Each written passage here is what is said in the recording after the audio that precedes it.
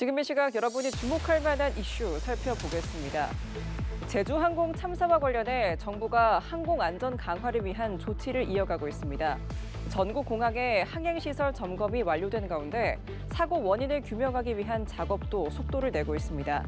핵심 단서인 비행 기록 장치는 미국 교통안전위원회와 우리 조사단이 공동으로 수리 및 데이터 추출 작업을 진행 중입니다. 김수강 기자입니다. 제주항공 여객기 참사에서 피해를 키운 원인 중 하나로 지목된 로컬라이저 문제. 국토교통부는 지난 2일부터 전국 공항의 로컬라이저 등 항행 안전시설 실태 점검을 진행해 마무리했습니다. 국토부 관계자는 활주로 주변 항행시설의 설치 위치, 높이, 재질 등을 파악했고 규정에 맞게 설치됐는지 검토한 결과를 바탕으로 필요한 개선 조치를 취할 계획이라고 설명했습니다. 또한 사고 여객기와 같은 기종을 보유한 6개 항공사를 대상으로 한 특별 안전점검은 오는 10일까지 완료될 예정입니다. 참사 원인을 규명하기 위한 작업도 속도를 내고 있습니다. 핵심 단서인 비행 기록 장치. FDR은 현재 미국에서 미국 교통안전위원회와 우리 조사관이 공동으로 수리 및 데이터 추출 작업을 진행 중입니다. 조사단 관계자는 데이터 추출 후 기초 분석까지 약 일주일 정도가 소요될 것이라며 이르면 이번 주 내에 작업이 완료될 가능성을 시사했습니다. 한편 무안공항에서는 한미합동조사단이 엔진과 주 날개 등 주요 부품을 정밀 조사하고 있습니다. 정부는 이달 중 유가족 지원을 전담하는 조직이 신설되면 무안에 현장 사무소를 운영하면서 유가족과 직접 소통하며 지원을 강화할 방침입니다. 연합뉴스TV 김수강입니다. 제주항공이 올해 1분기 동안 국내외 항공편 1,878편의 운항을 감축합니다. 이는 사고 이후 안전성과 정시성을 강화하기 위한 조치입니다. 국제선에서는 인천발 일본 노선 344편과 동남아 노선 326편, 괌 사이판 136편, 중화권 노선 234편 등이 줄어듭니다. 국내선에서는 김포, 부산, 청주, 무안발 제주 노선에서 838편이 감축됩니다. 제주항공은 스케줄 변경이나 환불 조치를 통해 승객 불편을 최소화하겠다고 밝혔습니다. 경찰이 제주항공 여객기 참사 희생자와 유가족을 비방한 온라인 게시글과 영상 159건을 수사하고 있습니다. 경찰청 국가수사본부는 어제 오후 5시 기준 159건에 대한 수사를 진행하고 있다면서 전국 시도경찰청 사이버수사대를 중심으로 추적 수사해 피의자를 순차적으로 특정하고 있다고 밝혔습니다. 국가수사본부는 희생자와 유가족을 비방하는 악성 게시글은 물론 허위, 조작 정보를 생선 확산하는 유튜브 채널 등 영상에 대해서도 면밀하게 수사 중이라고 설명했습니다. 호남 지역에 사흘 연속 눈이 내리다가 그치기를 반복하면서 시민들의 불편이 이어지고 있습니다. 출근길 도로가 빙판으로 변하고 시골 마을은 눈에 갇혔는데요. 모레까지 많은 눈이 예보돼 있어 당분간 불편이 이어질 것으로 보입니다. 김경인 기자입니다.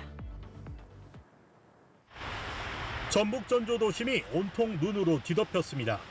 이른 아침부터 인도를 뒤덮은 눈을 치우느라 분주합니다. 종종 걸음으로 출근길에 나선 시민들은 살을 파고드는 한파에 옷깃을 여밉니다. 도로를 달리는 차들도 눈길에 좀처럼 속도를 내지 못합니다. 눈이 많이 오는데 진짜 나이 자신 분들은 조심하셔야지. 걱정이네요. 쌓인 눈이 녹기도 전에 또 눈이 쏟아진 탓에 이면도로와 그늘진 도로는 빙판길입니다. 산책에 나선 시민도 화물차를 몰고 배달에 나선 집배원도 어려움을 호소합니다. 이면도로는 많이 미끄럽습니다. 이렇게 경사로 같은 데는 아직도 빙판길이 많고요. 많이 미끄럽고 불편합니다. 제설 작업이 좀 안 돼 있네요. 집안만 해도 미끄러우니까 조심해서 걷고 있습니다. 15cm 이상 눈이 쌓인 시골 마을은 설국으로 변했습니다. 마을 입구부터 쌓인 눈 때문에 노인들은 사실상 고립 생활을 하고 있습니다. 주민들은 임시방편으로 화물차에 판자를 매달아 길을 만듭니다. 나이가 먹으면 운전하기가 힘들어. 지금 물 엎어서 병원을 가야 되고 다음 주 어딜라나. 기상청은 10일까지 광주와 전남, 전북에 많은 눈이 쏟아지다가 그치기를 반복할 것으로 내다봤습니다. 많은 곳에는 최고 30cm 이상 내릴 것으로 예보됐습니다. 한파와 함께 계속되는 눈에 시민들의 불편이 커지고 있습니다. 연합뉴스TV 김경일입니다. 오늘 오후 9시를 기해 서울 전역에 올겨울 첫 한파주의보가 발효됨에 따라 서울시가 한파 종합지원 상황실을 가동하고 24시간 비상근무에 돌입한다고 밝혔습니다. 한파 종합지원 상황실은 상황총괄반, 생활지원반, 에너지복구반, 의료방역반, 구조구급반으로 구성돼 기상 현황, 피해 발생 현황, 취약계층 및 취약시설 보호 현황 등에 대한 모니터링과 피해 발생 시 대응 등의 기능을 합니다. 서울시 25개 자치구에서도 상황실 운영과 방한, 응급구호물품 비축 등을 통해 피해 발생에 대비하면서 시와 협업 체계를 유지할 방침입니다. 민주당 전당대회 돈봉투 의혹으로 기소된 소나무당 송영길 대표가 1심에서 징역 2년을 선고받았습니다. 법원은 불법 정치자금 혐의는 유죄로 돈봉투 수수 의혹은 무죄로 판단했습니다. 송 대표는 오늘 선고에 앞서 재판 결과를 겸허하게 듣겠다고 말했습니다. 진기훈 기자입니다. 더불어민주당 전당대회 돈봉투 의혹과 불법 정치자금 수수 혐의로 재판을 받아온 소나무당 송영길 대표는 선고에 앞서 거듭 무죄를 주장했습니다. 저는 최선을 다해서 변론을 했고 오늘 재판 결과를 겸허하게 듣도록 하겠습니다. 저는 일관되게 무죄를 주장했던 말씀을 드리겠습니다. 기소 1년 만에 송 대표는 1심에서 징역 2년을 선고받았습니다. 외곽 조직인 평화와 먹고 사는 문제 연구소를 통해 후원금 명목으로 7억 원이 넘는 정치 자금을 받았다는 불법 정치 자금 수수 의혹에서 유죄가 나왔습니다. 재판부는 송 대표가 2년간 먹사연을 통해 수수한 정치 자금의 액수가 7억 6,300만 원으로 정치 자금법에서 정하는 연간 모금 한도액의 5배에 이른다고 지적했습니다. 또 법적 제도를 정치자금법 규제 회피 수단으로 사용했고 후원금에 대해 모른다는 변명으로 일관했다고 질타했습니다. 하지만 2021년 민주당 전당대회 당시 국회의원 등에게 6천만 원이 든 20개의 돈봉투가 살포되는 과정에 관여한 혐의는 무죄로 판단했습니다. 수사에 발단이 된 이정근 전 민주당 사무부총장의 휴대전화 녹취록을 재판부가 위법 수집된 증거로 인정한 게 주된 이유였습니다. 재판부는 통화 녹음이 위법적으로 수집된 증거인 이상 이를 토대로 나온 증언과 진술 증거 서류는 모두 증거 능력이 없다고 판단했습니다. 구속 기소됐다 보석으로 풀려난 송 대표는 보석이 취소돼 법정 구속됐습니다. 연합뉴스TV 진기훈입니다. 최근 유명 패션 플랫폼에서 판매되는 패딩 상품 충전재 혼용률이 실제와 다른 사례가 잇따라 발견돼 논란입니다. 충전재 비율이 거위털 80%라고 표기됐지만 실제 검사 결과 거위털의 비율은 30%에 불과한 것으로 드러났습니다. 대기업 제품도 예외는 아니었는데요. 오주현 기자가 보도합니다. 이랜드 월드 산하 브랜드 후아유의 구스다운 점퍼. 7만 원대 가격의 충전재 비율이 거위털 80%라고 표기됐지만 실제 검사 결과 거위털 비율은 30%에 불과한 것으로 드러났습니다. 이랜드 월드는 대표 명의의 사과문을 통해 해외 현지 파트너사의 보증만을 신뢰하고 자체 검사를 소홀히 한 것이 원인이라 밝히며 리콜에 나섰고 후아유는 무신사에서 판매가 일시 중단된 상태입니다.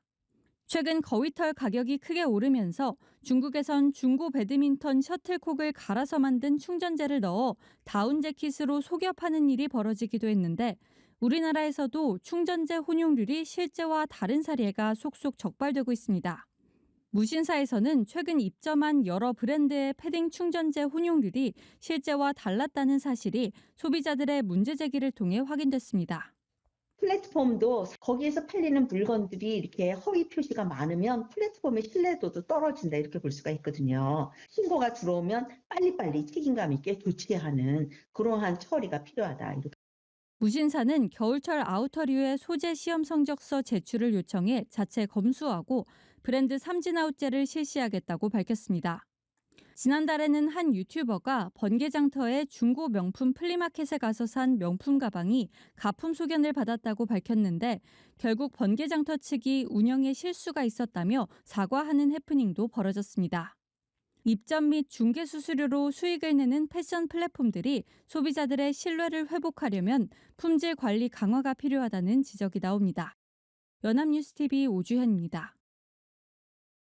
네, 이번 설 명절에는 엿새간 황금 연휴를 보낼 수 있을 것으로 보입니다.